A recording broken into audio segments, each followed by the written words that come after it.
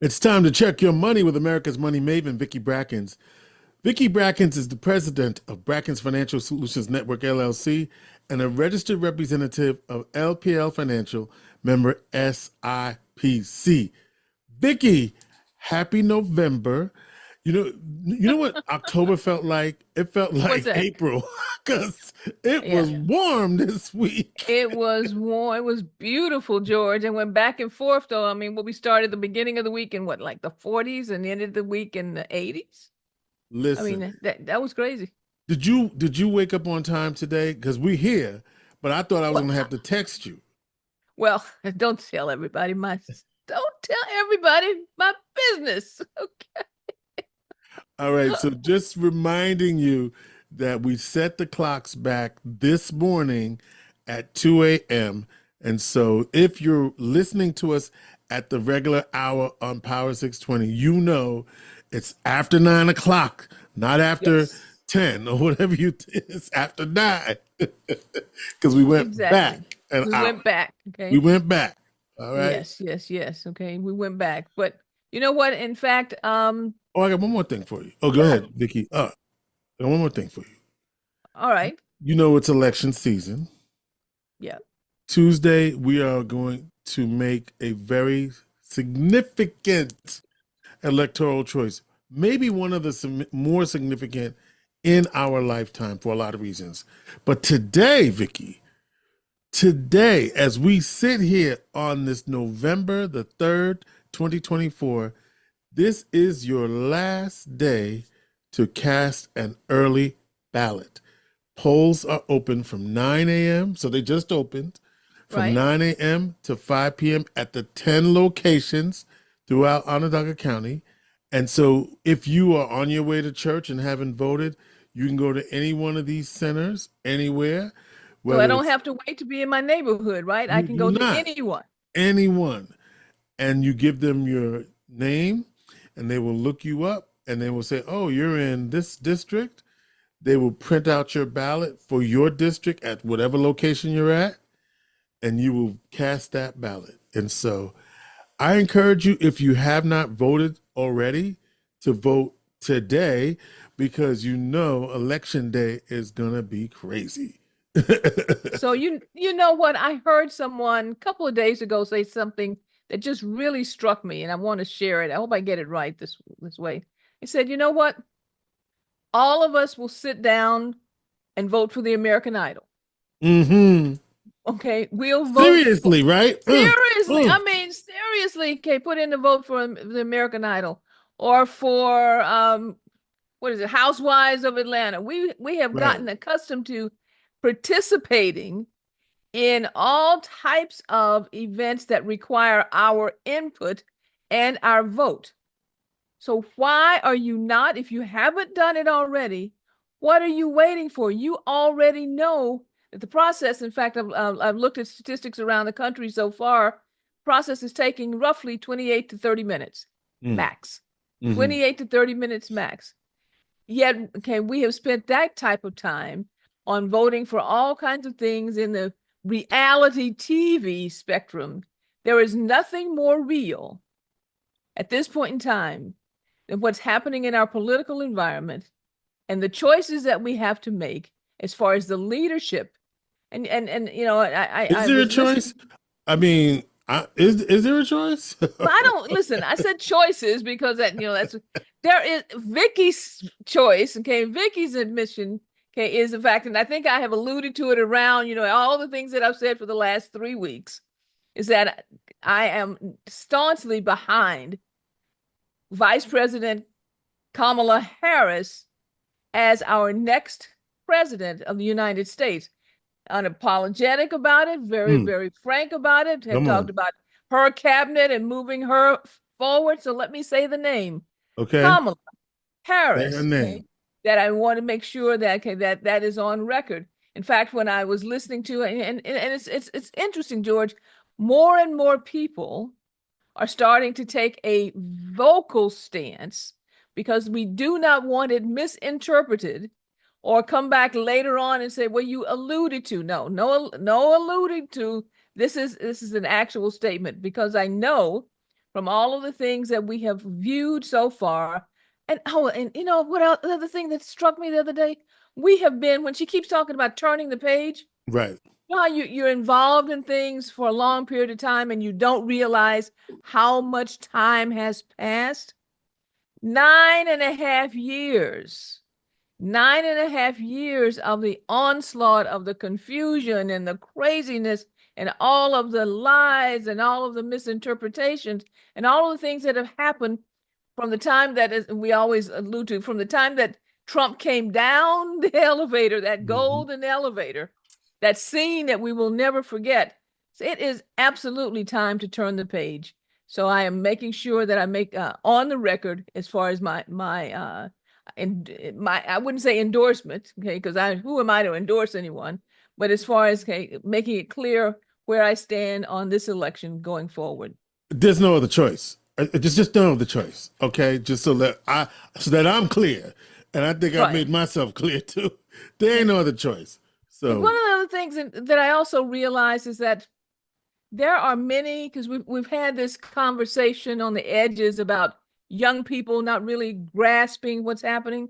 I do know that coming out of this election, once we have the time to spend more time on strategy going forward, that we absolutely need to spend some time on bringing our younger generation up to speed on what going back really means. I had someone ask me, because they heard about something called poll tax. And what in the world is poll tax? And I went, wait a minute. How could you not know? And then I thought about it. It's not taught in the history books anymore. We don't have conversations about it anymore. We really haven't had to contend with what a poll tax is, and the fact that over the years, all the way up till I looked it up till I knew what it was because I lived it. All the way up to year 1965 in my home state of Texas, African Americans had to pay a special fee in order to vote. It was called a poll tax. In fact, if you go into Wikipedia, or anybody who wants it, I'll send the link to you, shows all of the history of the ways that individuals were blocked from voting across this country, but particularly in the southern states, and how long it took for those things to be washed out of the system on a congressional and a constitutional basis. And even after the constitutional changes, the resistance that took place.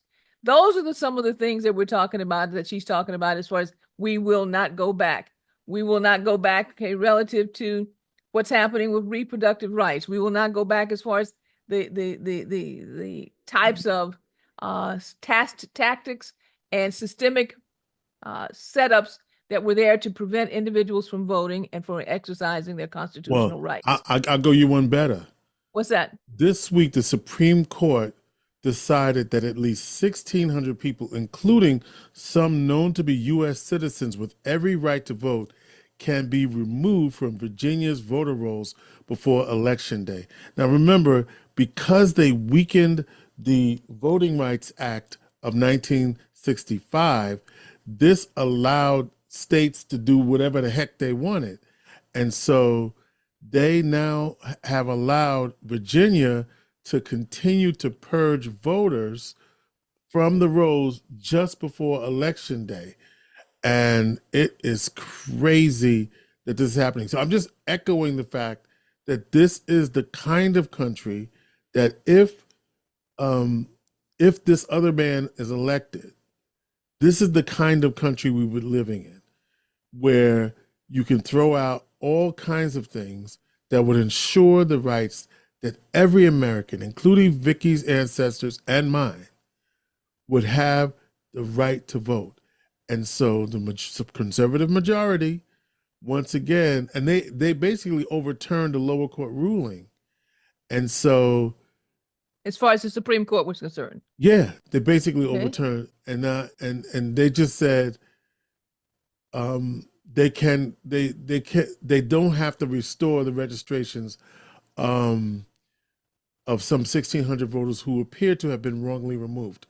Now, though they appear to have been wrongly removed. Yeah, you see what I'm saying? So I'm just amplifying what you said. So it has all kinds of impacts. You know, there's a political impact, but there's also, as you understand, there's also financial impact. I mean, absolutely there's a financial impact, because in the process of what happens as far as the courts are concerned, the application of systemic issues relative to banking, which have also been wrapped up in over the years in providing capital to particular neighborhoods or not, providing access to resources as far as your infrastructure is concerned or not.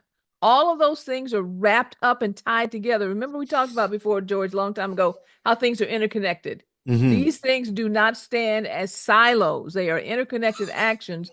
And when you are in an atmosphere where you have political power that is in the hands of those who do not want for equality or equity, everything gets impacted. That's one of the reasons I put up one of my favorite backdrops, because I look at this backdrop every once in a while, and folks look at it and say, Vicki, there's no way and I know I'm cool, but yes, I grew up in this era of the civil rights movement. I grew up in the time when the assassinations took place with Martin Luther King, John F. Kennedy, Robert Kennedy, Malcolm X, Medgar Evers. Those are the times that we do not want to go back to, but those individuals sacrificed. But the thing that I listened to, and if you have a chance to do this, George, this week, go back and listen to one of Dr. Martin Luther King's last speeches, which was The Other America. The Other America speaks to the financial impact, the financial equity changes that were necessary for us to truly become an equitable society. It is time for us to spend time digesting and executing on The Other America. And that is the reason I know, and I'm very clear on, I'll say again, that I'm supporting Vice President Kamala Harris as our next president of the United States. Well, George. Yeah. We did what we had. We came to do, we had a mission today. You see my little note up here? Yeah. I voted. Okay. Yes. I voted too. Encouraging everybody, if you can today during early voting, do it. Put down whatever you're doing. The Giants are not going to win anyway. The Buffalo Bills, they're not going to win. Okay? The Buffalo Bills going to do what they're going to do. They're going to do. You have time for 30 minutes to go out and make sure and call your neighbors and your friends in the other states across the country and encourage them to do the same. No, let's be specific. Okay. Call your friends in Michigan, Ohio, Pennsylvania. Yes, okay. North Carolina, Georgia, Arizona, and Georgia.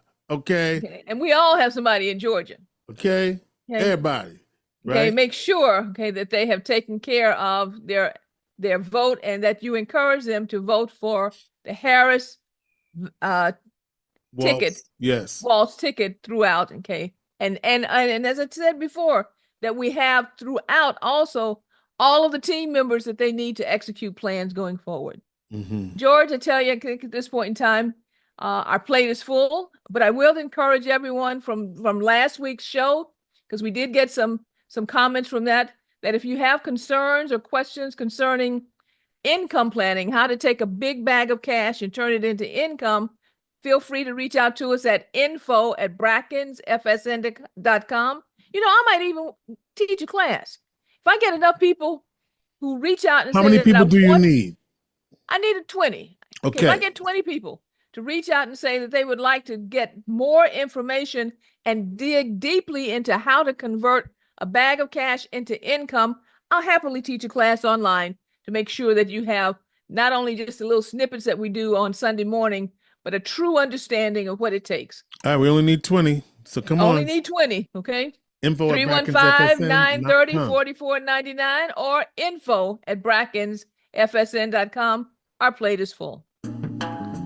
All right. Vicki Brackens is the president of Brackens Financial Solutions Network, LLC, and a registered representative of LPL Financial, member SIPC. America's Money Maven is encouraging you to vote.